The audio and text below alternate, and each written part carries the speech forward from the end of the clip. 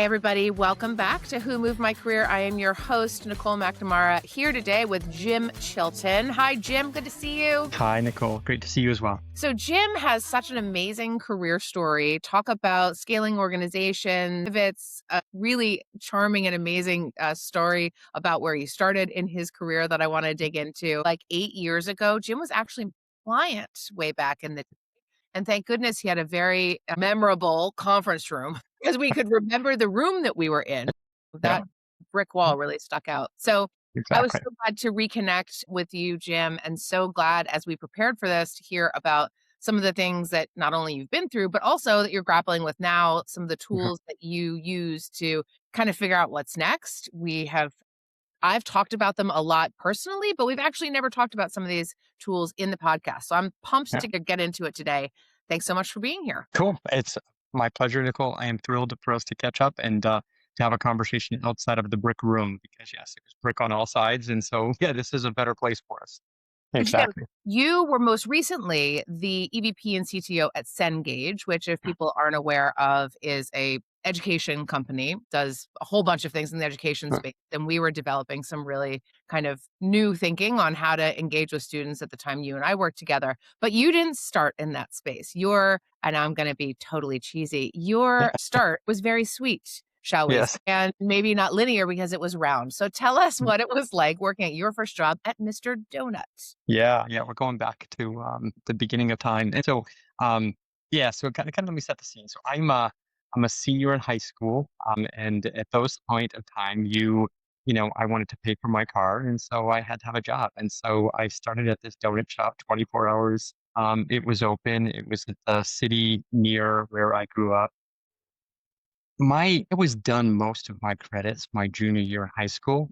And so my senior year in high school was really about basic programming. We had just got the Apple IIe. And so I had started that my junior year and continued on my senior year, but I had what we called senior options. So I only had like two classes my senior year. So I had be started as a janitor at Mr. Donut and worked my way up to the assistant baker. And I would work 11 at night until 7 in the morning. And we would make a couple hundred dozen donuts, and I would be over the fryer later making those donuts. And so, yeah, it's a process. It's probably where I got my discipline around process and rigor because when you're over a fryer later for many hours making lots of donuts, it takes some discipline to get all that worked out. And so, yeah, I loved the opportunity because it was very cool. It was my first job, and I love donuts still. And so French crullers are still the hardest to make and still my favorite to eat. So yeah, so I still have a sweet tooth. But yeah, that's kind of where it began. Was right there in high school, and, and then it moved. It was not the traditional path that my peers were taking. That Mhm. was peculiar as well. So I think we could chat about that as well. Yeah, so many things in there that I would love to have a second podcast about. What is the best kind? What is the secret to a good donut? Oh my God, yes, we could talk about this exactly. Yeah, like, There's a lot behind it. what is it like working the, like, late shift? I always think about that when when you were young and you were Mm, hungry at 3 o'clock in the morning and the people you must have seen some crazy things. But yes, we'll save lots of that. people I met. Yes. Some of my background, you probably don't even know this about my background. Many years ago, I worked for Hard Rock, Oh and yeah. I have lots of good stories, lots of really interesting, juicy stories that I've never told anybody. And many times I've thought to myself, there is a podcast in Yeah. people, no cameras on, just telling the dirt on the things that we have seen in our careers. I know Yeah. there's a podcast there, but we'll save that for another time. Yes, I Because would I like think that. what you say you learned at the donut shop was grit, and that Huh. grit carried you through, I believe it was night college that you were going to. So I know it was a different path than kind of your peers. So, tell us a little bit about that. Yeah, so it was an interesting process because my dad was an electrician. He's trained in the Navy. My mom was a nurse. She was the top in her class. I think if she'd been born 40 years later, my mother would have been a doctor. So Mhm. super intelligent woman. So I kind of wasn't technically first generation. They had training, but it wasn't that formal college that existed there. I think the issue wasn't ability, it was navigation. I My family couldn't afford, we came from very humble beginnings. When I started my first job out of high school, actually, I became an electrician's apprentice, just like Everyone said I should be like my dad. It lasted about 12 weeks. And I'm like, I am not doing this for the rest of my life. This is hard damn work. And Wow. so I got a job at a computer printer company that was making dot matrix printers for those who are old enough to know what those were for IBM. And so I started at this computer printer company, and this is where it stitches back together. The high school is that we're working on this manufacturing line, making these printers, and the printers roll off the line, and the engineers that are there don't know how to use what they call the toy computers. They didn't know how to test the printers because they had all been trained on much larger computers. And so I raised my hand and was like, I used those in high school. I can actually test the printers. And that began my journey into working at Monster Data Products. And I got to work on some very cool printer technology. So it was kind of my first pivot was being able to raise your hand and saying that you know something and then working kind of day and night to make sure that you could live up to that promise. And so data products is where I got the push to go to college. They were very clear to me as like, hey, we want you to keep doing these things. You can't do these things at this company without a college degree. Mm. So you've got to get going. And so they connected me with UMass Lowell for mechanical engineering. So I started down there. And I was focused to be like a process engineer. So I ran what was called this advanced manufacturing lab, and we were making dot matrix, daisy wheel printers for digital, compact, you name it. We made printers for everybody. And in this lab, it was all about how do you optimize the assembly line process and the assembly of printers, the fewest number of screws, the fewest number of parts. So we had one of my pride and joys was around the American Airlines ticket printer. So I made the very first American Airlines ticket printer. I have a picture of it still in the 80s, and we delivered that for them. And not that anybody cares, but it's assembled with 6 screws. And so that was kind of the whole process where I got into technology and manufacturing and how do you think about that. And then I started school simultaneously to this work. And so I was going to school, and this is before online, of course. So you had to go, and in night school wasn't very trendy. I had a couple of professors that were very clear, like, these classes are for our day students who can't make the grade.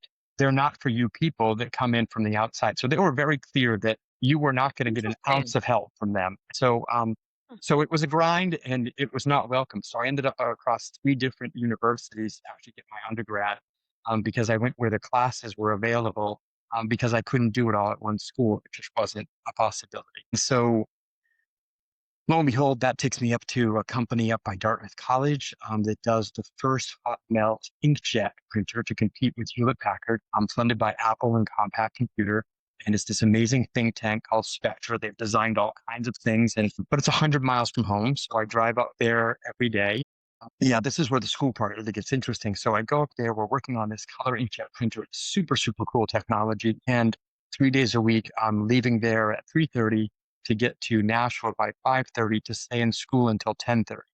And so I did that 3 nights a week for 4 years. And so that's how I got my undergrad completed. And we did some very cool technology. It's also the pivot simultaneously about doing my education, where I'm switching over to software and away from hardware, because the moment to me is very clear that working on the software for these computer printers is where I want to go, not on the manufacturing. So I said a lot. I'm going to stop there, Nicole. They have my entire background leading up to how Well, I get. listen, you have, obviously done your homework on the podcast because you've mentioned pivots no fewer than 4 times, and so far you're just out of college. So you're really nailing the thread here, Jim, so I appreciate that. But that is, when I think about what drives people at a young age, a younger age, and this is not, I mean, we don't have a lot of young listeners, unfortunately, we're old. But, I do think a lot of us are parents and we think about what is the purpose of college today? How do we think about education writ large? And it feels to me like you were driven by something other than, I mean, it wasn't kind of a familial expectation that you went to college. In fact, probably wasn't at Yeah. all. So you were driven by something else, which was my guess, and tell me where I'm wrong here, some combination of ambition and intellectual curiosity that melded together, but that's my assumption. Where am I wrong? Yeah, no, it's you're spot on. It's those 2 things. I say the other thing, if I'm honest, is that I had a wicked chip on my shoulder. I had a lot to prove. I live in the town where I grew up now. It's a very affluent town. It was not an affluent town when I was born here. It was a farming town. And my family again came from humble beginnings. I had something to prove to the world. about what me and my family could achieve. And I think that, you know, I hate to say it, but influential communities, they get judgy about where people are. You know, my dad being an electrician was very different than the doctors and the lawyers and the corporate executives that then all ended up living in this town. And so yeah, I had a bit of a chip on my shoulder about like, yeah, I've got something to prove in addition to having that and crazy curiosity about how things work and how you can make things better. And I was very ambitious that I was going to achieve something. Well, I'm a believer that chaos can create opportunities, Uh-huh. obstacles can create opportunities. But seeing that and being able to say, okay, hey, I'm in hardware now, but I'm cognizant enough about the world around me to know that there is a tectonic shift happening in the marketplace that I need to be at the forefront of. And it's funny because when I think about your background, I think that has been true for the vast majority of your pivots. You know, the pivot out of hardware into software, I think the pivot into education in that space and the pivot into AI later on, which we're going to get into. But it feels as if you have your antennas up a lot, which I think is a skill unto itself to kind of go where the energy is. Was that intentional? No, I think it's just about me being paranoid. You know, if you're, you know, and you think about the time frame, like the time when I was beginning my career in the mid to late 80s, economically was not a great time for this country. So there were lots of layoffs. It was, you know, interest rates. I remember my first loan on my car was 17%. It This was sounds familiar. Are you talking? What year are you talking about? in the 80s, yeah, so late 80s, right? And Yeah. so when you think about that, it was a really difficult time. So I think you had to have your antennas up about where the future was going, and it was not clear because, again, it was, all of computers and all that went around it and software was still very foreign. It was the minority of what was happening in the country, not the Mhm. majority. So, yeah, and I'd say that continues is that I tend to be still paranoid. I think those that excel in business tend to have a little paranoia. You got to be looking around you at all times, kind of like remember when my son and my daughter were playing lacrosse, they always said it, you know, have your head on a swivel. I think that's something that sticks is that I think where I've watched like great technology companies fail because they were always looking at what was in front of them as their competitors. And lo and behold, the real competitor that took them out was behind them. And so I think yeah. So I think paranoid and antennas up is probably a fair way to put it. Yeah. And I'm sure this serves you well. So you move into the software business. You're now on the cutting edge of printers. So and I believe that at some point relatively quickly you were given a lot of responsibility that was probably pretty exciting but probably a little terrifying and certainly, kind of started another pivot. Tell us a little bit about what that was. Yes, there's really two opportunities. I mean, the first one was actually at this company, Kuda. It's an enterprise software company, and we were selling financial software around the world. And I had joined this company kind of later in my career. I was the CIO for them. And what became very clear is that implementing on-prem client server technology was a real technology play. And so I ended up being asked to run professional services in addition to my regular duties. And so as we were working through this, is that I'm pursuing my MBA at night. So now I've got my undergrad behind me. I've got that done.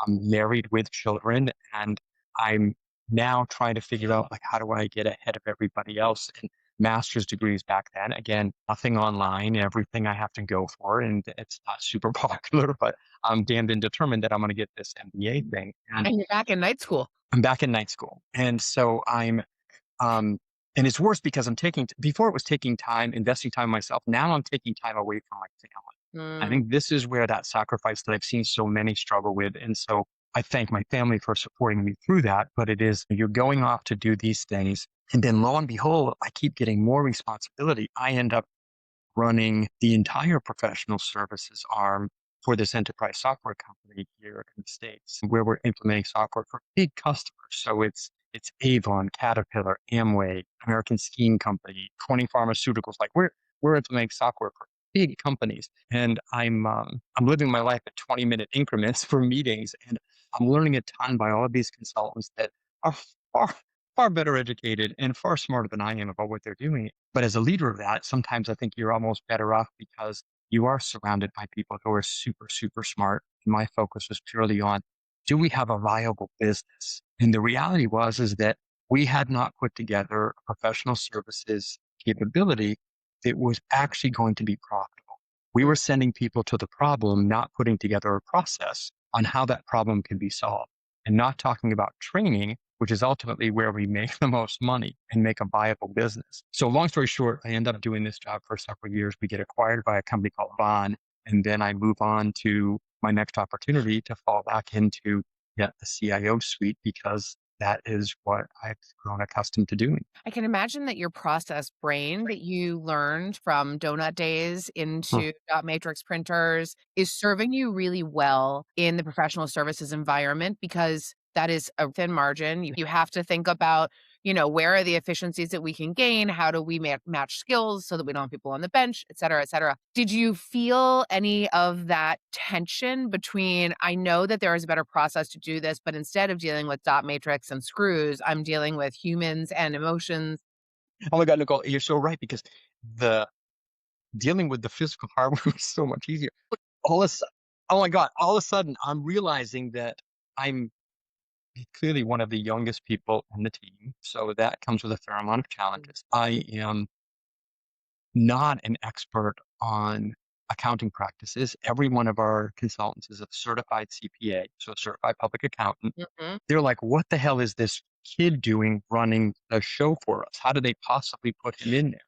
And it was the belief of the management team here in the Americas that supported me in doing that, which was saying, if you fell in love with the practice and what you're doing for your customers, we would do well, but we would never be profitable. And my mindset was purely focused on, is this a viable business entity? And so being maniacally focused on just the business at hand and not pretending that I was going to be a CPA and not pretending that I was going to have the decades of experience that these people did, but purely say, I'll stay in my lane, you stay in yours. And I think we could do some amazing work. And we did. It was remarkably successful for us. And again, I learned so much because these were some of the smartest people I've ever worked with in my life. And I learned a ton from them. We don't talk a lot about imposter syndrome on this podcast Hmm. because usually imposter syndrome has something to do with raising your hand for something that you think you're ready for, but inside maybe you're not entirely sure. Did you suffer with any of that? Did you ever think to yourself, what am I doing in this role? And Oh why my do gosh, they yes. believe in me? And yeah, okay. Yeah. Yeah, it was a lot. And yeah, and if I'm honest, I know I had some people quit because they felt like the job was theirs instead of mine. I had some real issues around, again, my age and my experience in that area. And so much of the storyline was around technology and the delivery of that technology and the performance of that technology. So it made sense that someone who had a technology background could help more so than someone who had purely an accounting background. And so I felt it, but I kept counterbalancing it every morning of like, I've got the right to help here. And also being clear with 100% clear with everyone. I know my limitations and I know my lane. And this is what I'm going to stay in. And if I do this and you do your thing and you do your thing, like I think we could do some amazing stuff together. And I think that really worked. Just super timely. I was literally on a call 5 minutes before we jumped on this podcast where I said to someone, "I'm really clear on what I'm good at, and I'm also really clear on what I'm not good at." And my strong belief is that I can hire for the things I'm not good at, and I can hire and my hope is to hire the best talent. It does take a certain amount of humility and Mm. self-awareness to say that I don't see as often as I would like to, so I'm just, like, underlining with the highlighter and, multiple scratches there what you just said. But the other thing you have said a few times here that I want to pull out as a thread is this idea that people who have been in a lane, so you were in technology, you were, hardware, software, Yeah. technology, you like dipped your toe into the professional services world, but you did it with a certain lens. You said, and I think it's so, so important that people who are really great technologists and understand technologists but have not run a PN are limited in their understanding of the business. And Mhm. you had to go through a pivot to get to that point. Was that when that company was purchased, was that the pivot point where you learned that and you learned about the importance of the P&L, or did something happen between there? Yeah, no. So I've had so at Coda was the first opportunity I got to run. I've had three opportunities. The final one is the one you and I talked about, which was probably the most abrupt one at Cengage, which was, we acquired this cybersecurity training and software company a few weeks actually, after the acquisition. The 17-year founder decides to step down. his executive team that helped build the company, also the majority stepped down. And then I had this incredible opportunity where the divisional president and the CEO asked me to step in and run this company until they find a new leader. I don't think any of us knew that it was going to be 19 months before they found a new leader, but I jumped at the opportunity. This is something that every opportunity to step in running a P&L as a technology leader, I think everybody should jump into it. Like it is the most humbling, grounding experience you will ever get.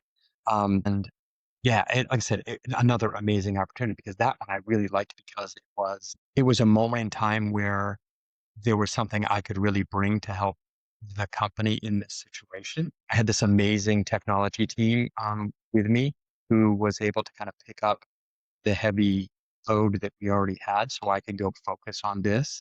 And being able to step into an environment, build out a new team, so go hire new people, rebuild the executive team, and still end up with year over year growth in this business unit post acquisition, I and the team were super proud of. And again, to your earlier point, Cole, I knew what I could do with that team is that I can get great people, I can inspire bright people, and I can help motivate them to accomplish great things. And that's kind of my lane. That's what I can do. And so that the heavy work fell on lots of other people that are a whole lot smarter than I was. But I think being able to step in situations like that, I genuinely enjoy, and I feel like I think it's something every leader should get the opportunity to do. It is so humbling because you do, as a technologist, you can get very narrow in your understanding of what a business is, who your customers are, what you're delivering on, and what your promises are.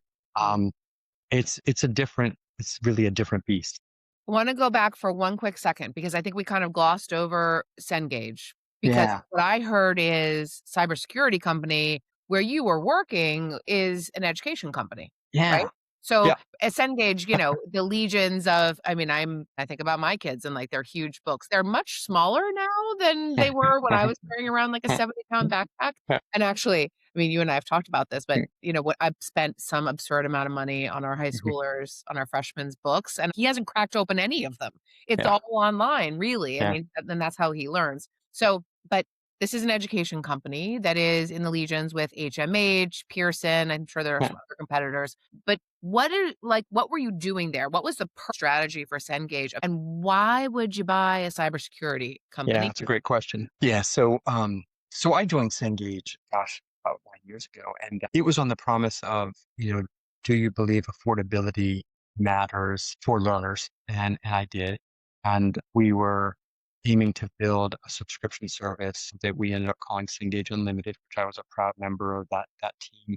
Um, and we got millions of students who could have a subscription for $120 a semester that would provide them 22,000 education books. And so that's a whole lot better than a $400 textbook, which is what it was for people like you and I before. And I think so. That was the promise. That was the reason that I got there and jumped into this. I felt like education was the last frontier for technology. If you look at allied health, if you look at cybersecurity, these are all education and certification training components that make sense to add into traditional learning. And so when you look at InfoSec Institute, which was the name of this company, it was really focused on two things. One was boot camps on how do you get certified. So you would take a 4 or 5 day training event, and then you would get certified in that particular topic, that particular cybersecurity certificate. For many government agencies and other institutions, those certifications are required to work on certain projects. And so this was right in that training realm. And there's a sub business unit of Cengage called Cengage Work that really focuses on this area. And so that's why it made sense to buy a cybersecurity training and boot camp company. And so it was right in my wheelhouse of like, oh God, what a cool thing for me to go run. And I think the team has continued to do amazing things since. I think it makes sense for educators to get wider away from that traditional K-12 and higher ed. It's a whole nother podcast on what Yeah. we're gonna do about the state of education in this world. Uh-huh. We have multiple Uh-huh. sub podcasts here, Jim. As you're talking, I'm coming up with this narrative that Jim is the pivot inside the pivot. And that you just have, and that maybe by happenstance, maybe by design, it's probably a little bit of both. It's probably one of those things that you look back on and you're like, "Oh, actually I kind of was a pivot inside of a pivot there." But one of the things that you talked about was room 404 in Versailles, Oh my God, yeah. And I know that that was one of those seminal moments in your life, in your career, that is probably started a red thread, I would call it, where you Mhm. could always go back to as kind of a touchstone. So tell us about that experience and how did it how did it impact all of these pivots inside of a pivot? Yeah, so this goes back to 2008. Again, the economy's not doing well. I worked for I'd helped start with SolidWorks and then ended up getting promoted to work for the parent company, Dassault Systems, and as their CIO. This was the moment where we're like, hey, all of these companies we bought over the last X years, particularly those in the US, we want to consolidate. We want to bring them into the parent company, which of course made all kinds of business sense. And I was thrilled to be tapped on the shoulder to go lead this initiative. So I'm over in France where I spent a fair amount of my time while working for Dassault Systems because they're headquartered there. And I always stayed at the same the same hotel in Versailles, and if I could, I always stayed in the same room, which was 404. And the reason why is it had like this little porch that you could stand out on. And if you've been in France, summer doesn't, it doesn't set till like 10 o'clock at night. It's just Wow. beautiful. And we would often work until 8 or 9 o'clock at night. And so I felt like I could still see the daylight when I got back there. Long story short is that we're spending weeks grinding away at bringing these companies together. Watch this happen so many times, even since that, even more recently with M&A work, is that people always want to talk about the systems and the technology, especially technologies. So you'll start talking about near and dear to your heart, a Salesforce or SAP or a Workday, and you'll end up in these debates over, well, we use this many modules and this many seats at this cost, and our system does a better job of this, that, or the other thing.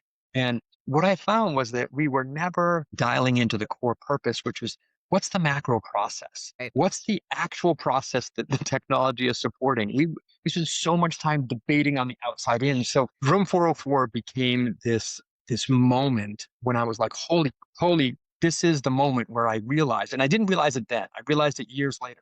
This is the Mhm. moment where the business purpose and the strategy for the company is actually what we should be focused on. And then how do we ultimately support it? And so I went on to more recently, prepare a book that I'll be publishing called, Enterprise Coherence in the Age of AI. And I'm going to it talks about this. It talks about, how do you set up and structure macro process like thinking before you start doing this? And if you can actually see what the hell your business is doing and how it works, because I think one of the key issues is that most business leaders have no idea how their company actually runs. Right. Like they know outputs, they know OKRs, they know capabilities, they know revenue. They don't actually know how these four or five things are held together and what's holding them together. And I think that that is so important as we go into the age of AI. Like if you don't have this, it's going to be a problem. Well, and I think too on the flip side of that, and part of the where I spent most of my career is most technologists also don't understand how the things that they spend all their time thinking about actually impact the business side that impacts the customers, the humans, the Yeah. partners, the et cetera, et cetera. And so there's this, I mean, it was the reason why my team existed at Salesforce because you're talking actually two different languages. You work for the same company, Yeah. you're paid the same dollars, but you're using completely different terminology to talk about the work that you do. But I want to ask one quick thing Mhm. because now we've heard about Jim kind of being plucked from this company to this company. You know, we started at a donut shop and now we've heard multiple EVPs, CIOs. You know, these are jobs that people really dream about Mhm. and often find out of their reach. But I am assuming that Mhm. those jobs were steps in your career, that somebody helped you navigate those, that you had mentors involved that gave you a chance. Like there are absolute things to learn from being in those positions, but getting to those positions and understanding the landscape to find those jobs, like what was that like for you and who was helping you along the way? Yeah, it's a great question. I've had some incredible, and I still do, mentors that have helped me along the way. And, going all the way back to a printer company where, engineering manager sat me down. Was like, this is, if you want to get ahead, you've got to go to night school. This is where it starts. I think, um, for me, I've had some great leaders, who have stepped in and kind of pointed me left or right. You need to go here. And I think that when I think about each of those companies that I was able to serve at, I'd say in all cases, the CEOs or the COOs that I, had relationships with were super valuable in helping guide me where I would go next. And I think a lot of it though, Nicole, was that I've always preached about this to my own teams is that, your career and your aspirations is your job. It is not the company's job.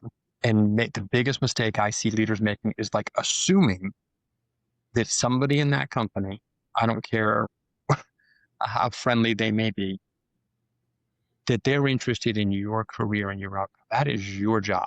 You may ask for their help. You may ask for their advice, their guidance, their point of view, but by God, your career and your way. And, I don't know how it's still, but, I put something together literally 30 years ago about where I would get and what I would do. And quick sidebars that I did do my own startup company for a while. I raised money. I got investment bankers. I did all of those things and I failed awfully when the dot-com boom went.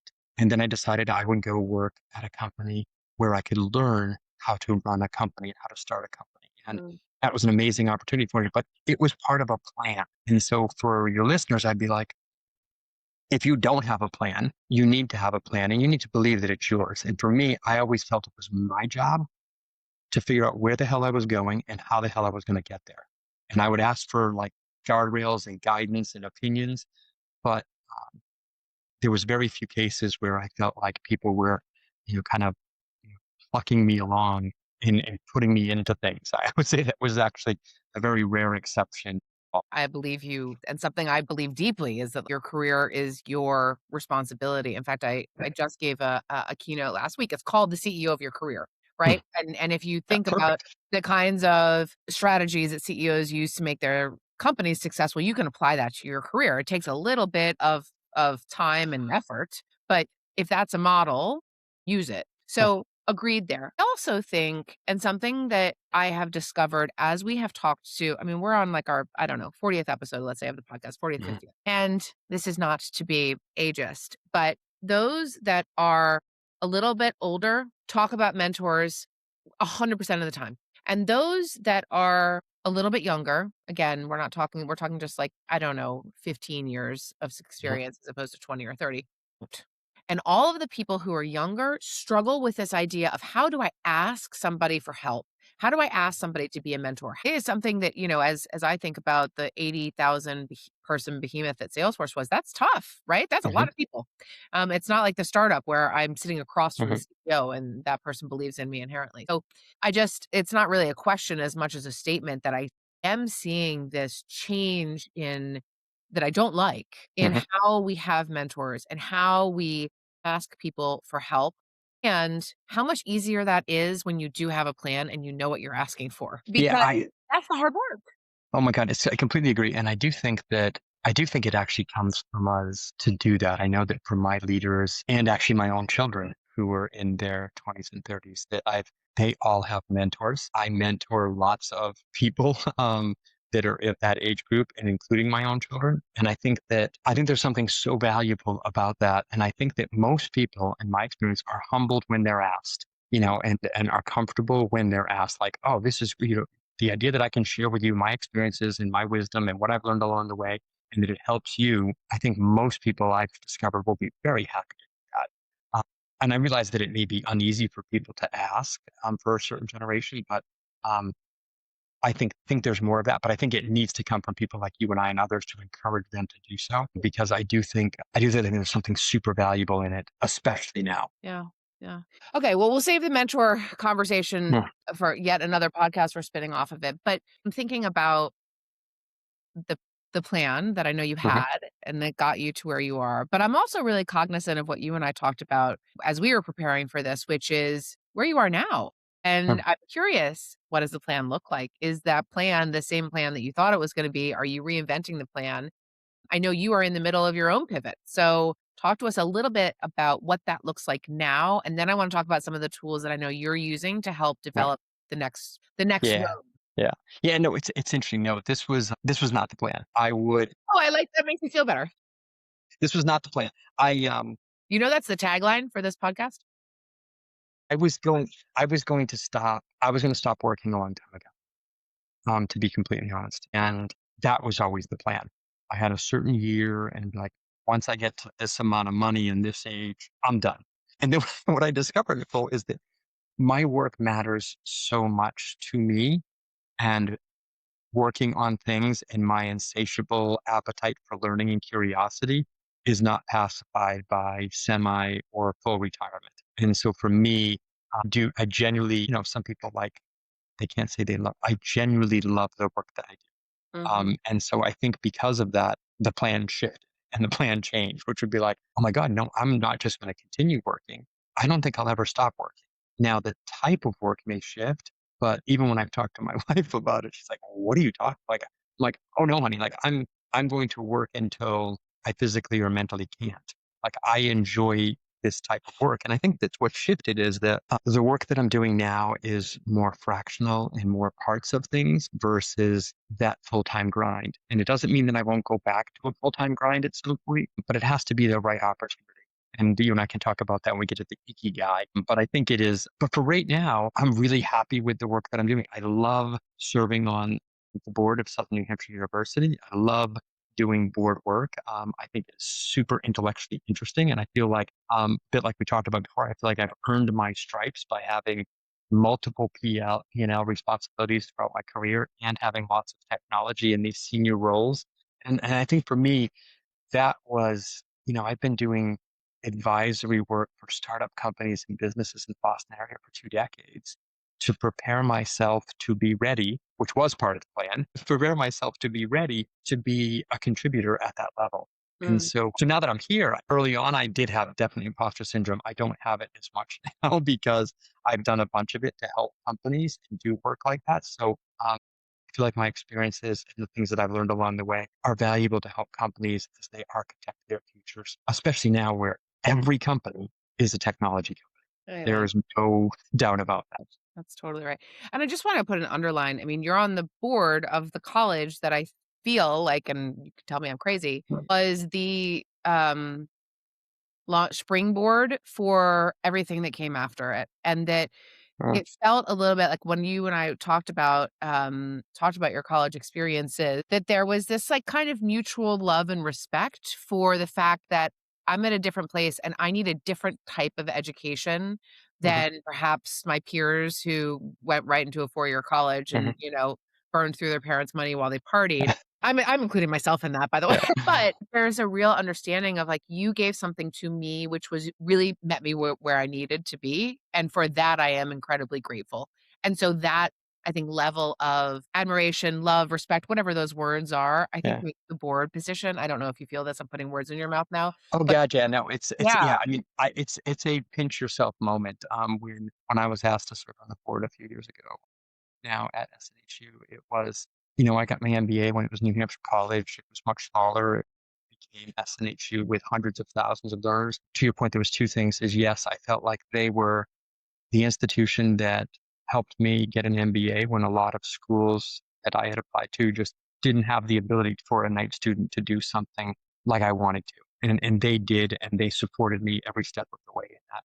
And I do think that was a launching point for my professional career that at the time when I got my MBA, it wasn't particularly trendy. So it did lead to raises. It did lead to better roles. It was a differentiator when I looked at other jobs. I was a technologist with an MBA, and there was very few of us back Mm, then. And so I think that that was a differentiator. It's going full circle to come back and serve now at a time where education is at this moment is just so cool. It's an emotional paycheck. I wish I could bottle up and give to people. I mean, there's nothing more um, compelling or convincing because I know the grind as these people walk out with their families, their spouses.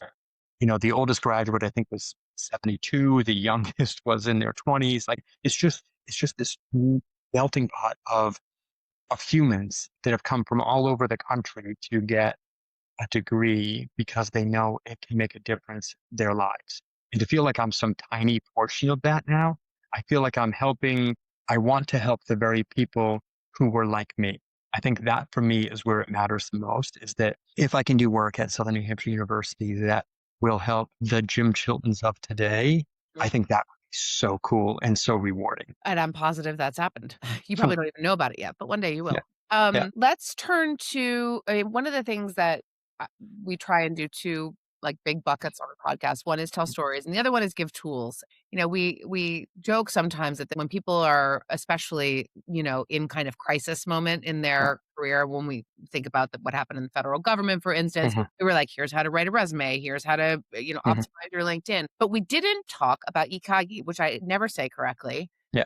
So, when you said it, I was like, "Man, I used to use this in my leadership Yeah. lessons all the time. How have I gotten 50 episodes in without talking Yeah. about this?" Yeah. So, Yeah. Jim, tell us about it. Tell us what it is in case people don't know. Tell us how you Yeah. use it, how it's helping you define the next hill of your Yeah. career. And it's so funny because to give credit where it's due, is that during my journey, I talked to a lot of my original mentors and executives, and gentleman Mike Troiano, who I think serves at G20. But him and I met when I was an advisor at Actifio, and when I was talking to him about what I was doing, he was like, "Where's the status of your Ikigai?" And I was like, a bit like you, like, "Oh my God, how have I not done this yet? Like, what the hell have I been thinking about?" And so, for those that are listeners, the Ikigai spelled IKIGAI, and I believe I'm pronouncing it correctly. If I'm I not, think let you us are. know. But it is a tool to help you meld your purpose in life with the work that you do and the things that matter. And it forces you down this path to really dig deep and answer some honest questions. So it's not a caliper employment exam or a psychologist. It is truly like I've had to do it multiple times to really get honest about what matters to me in the work that I do and the work that I want to do. And so I think the Ikigai tool really starts with this premise of like, what matters to you? Like, what matters to you? What do you believe in? What are the things that are really important to you? So for me, you know, family is super important to me. My faith is important to me. But I think the key things when it comes to work, I'd like to work with people who I really respect and admire and learn from, right? I like to solve big problems and big challenges and things that are broken and chaos. Like I like that. Like, and so not fighting from that, going, oh, well, at this stage in my career, do I really want those things? Like not shying away from being like, honest to God, I like that. Being transparent with this. So it's a bit, so I find it super, super helpful as a tool. I think it's helped guide me to where I am because early on in the last 6 months, I've had some incredible opportunities from some incredible companies, and I've stepped back from them and said, does this really match where I am with my Ikigai? And it hasn't. And so rather than just jumping back into something I've done 6 or 7 times over the last 3 decades, it may be great for that company. It's got to be great for Jim Chilton too. And so I do think that is the moment that I'm at today, which is right now I am fortunate, super fortunate, and that is not lost on me, that I get to really think and select where I'm spending my time and my energy. And I realize that that's a privilege. I don't assume that every listener has that. That is one that I have right now. But I'm humble enough to know that I have it. And I think it's really helpful at moments like yours where you're coming off of a big run, you have made an intentional pivot to do something different, maybe not Uh-huh, have the corporate relationship of one company gets all my value. uh-huh, And not everyone, to your point, is in that stage of their life. But I will say that the tool of Ikigai, undoubtedly someone's going to rip me in the comments for how I'm saying it, but that could be used when you're looking. It can be used uh-huh. when you're at a company. It can be used to help figure out Love that. move. I mean, I think when we used it, it was on my leadership team, it was really meant to talk about things that we don't talk about enough. Like, Uh-huh, I know what our KPIs are. I know what our V2 mom is. How do you talk about the work that you do and why it matters? And, through when we use it, an example of when we used it, we learned that several of us had siblings, family, relatives who had people with intellectual disabilities. And so what it yeah. did for us in that moment was we all had a passion for it. We all had lived experiences. And so we were able to say, okay, we have some pro bono time as a team. Uh-huh, That's where we're going to point that time. Now, had we not done that, maybe we would have chosen, the topic du jour or, whatever the company was telling us to focus on. But that allowed us to build trust, to understand each other differently, to be able to have different conversations. And so, yes, it's really helpful at this point, but I also think there's 100 other applications Oh my if God, yeah. if I think this is, yeah, I completely agree with you, Nicole. This is something that is a tool that all of us should keep nearby, and we should edit it as life happens. Yeah. So I think about like when my children were younger and the role that family and stability And that balance for me is that it was, I did want to go to my kids' sports games. So for me, it was those that make that choice to become a CEO along the way, they sacrifice a hell of a lot, and you got to be willing to do that. And so I think for me is that this tool allows you to really ground yourself when you're honest with yourself about what you're willing to do, what you're not willing to do, and be able to reflect on it in a way that is super helpful when you're making those big decisions. Because if not, those big decisions will, They'll people, happen to you. yeah, they happen to you. And then you're like, then you wake up in this almost resentful, and the company feels it, and the people feel it. I'd encourage people to do it. And then my experience is it takes you a while to get really honest with yourself about what really matters. That is the work. I mean, there has not been a single podcast where we haven't talked about all of this stuff because our identities are so tied to our careers, Yeah. whether we like it or not, that figuring out what's next, figuring out what's right, figuring out what matches is hard work. Telling your story is hard work. Yeah. And it requires a level of honesty with yourself that you can ignore. You will do so at your peril, but you can ignore it and it will eventually come back and bite you in the ass. So Yeah. spend the time, do the work Yeah. because Exactly. you're just fooling yourself otherwise. Jim, we've covered a lot of ground here, and I Mhm. didn't tell you we were going to do this. This is my favorite thing, and we just started doing it recently, but we end with a lightning round. Great. Yeah. I feel like you're a fan of the lightning round. We'll find out in a second. Okay. All right. Let's start with what's something you're bad at? Oh, gosh. Oddly enough, my wife will appreciate this. Nobody else will. Details. Details escape me. And what I mean by that is I have always surrounded myself with people who are amazing at detailed work because I know that I'm a big vision strategy. How do we make it work? Paint the picture. I do lots of illustration, lots of whiteboard work, more of an artist in drawing things. And so I love that work. Subsection C on the contract, I am not your guy, right? And so I think for me, making sure that I have always surrounded myself because that is details are continue to be my single biggest weakness because I am so up here and trying to pull it all together. The only time I genuinely get really deep in the details is when something is so broken that I have to.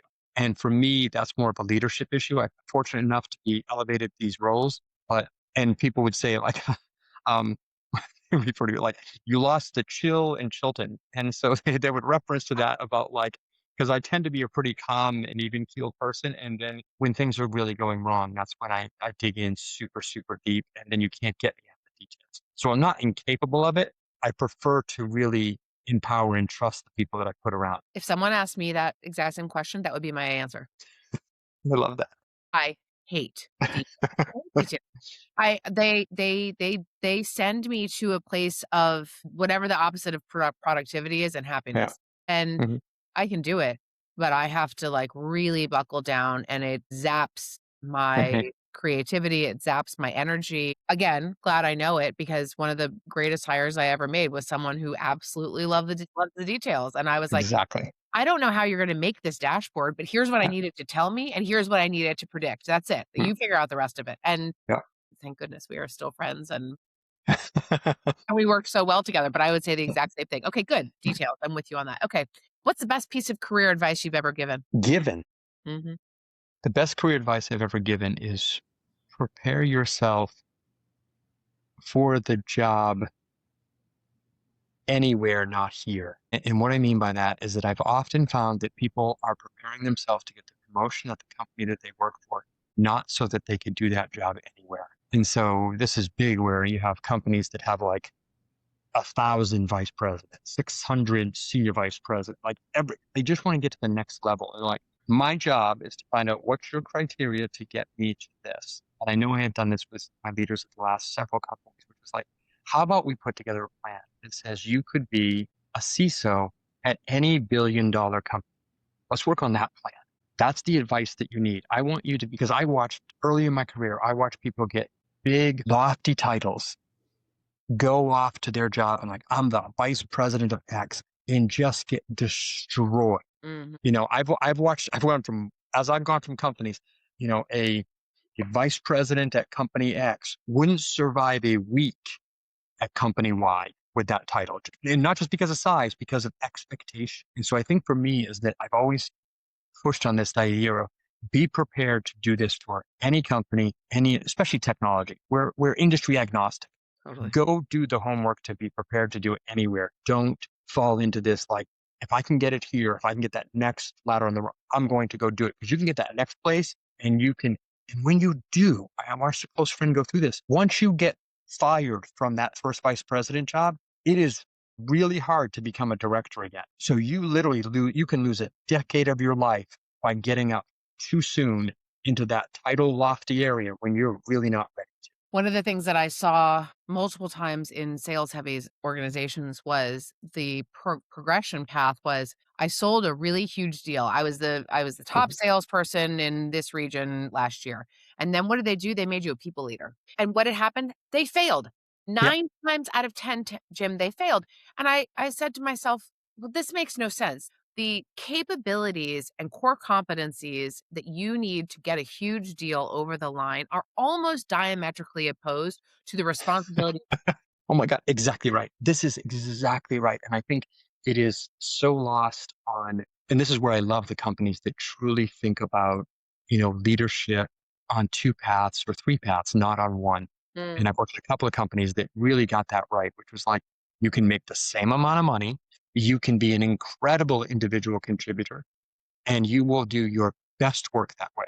We are not going to force you into some organization structure that means you have to have 100 direct reports before you get an office or a title.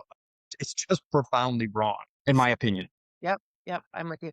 Well, Jim, I'm gonna wrap us up here. If you can believe it, we didn't even get to the AI topics. Oh my gosh. The book, we didn't like there's so many things that we didn't get to on Huh. this that I feel like I've done a terrible job. However, I do know that this has been an amazing conversation. Yes. And I know that there are Thank you. so many things in there that our listeners are gonna be like, oh, thank God someone said it. Yeah. Or, I didn't think about that tool and I would love to use it. So promise us to Excellent. come back, Absolutely. It'd be my pleasure. especially once we get the book out and like that would be an amazing opportunity.